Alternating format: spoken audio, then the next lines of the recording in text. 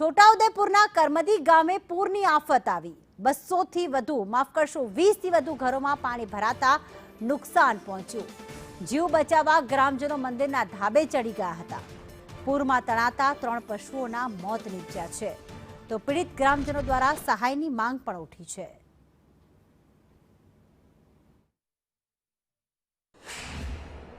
हाँ, अत्यारे करमदी गाम में अत्यारे 4 થી 5 वाग्याना गाळामां बहु अति वरसाद आव्यो।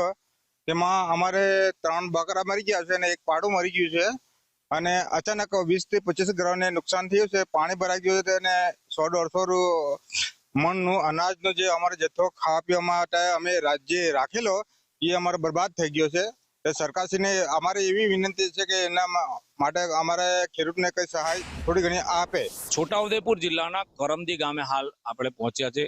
आ दृश्यो छे अश्विन नदीमां जे रीते पाणी आव्युं हतुं ने त्यारबाद खास करीने आखुं पाणी अहींयाथी ओवरटॉपिंग थईने ज्यारे નીકળી ગયું तो आ જોઈ રહ્યા છો आ जे करमदी गामना आ जे फळियाना लोको छे हाल જોઈ રહ્યા છો दृश्यो।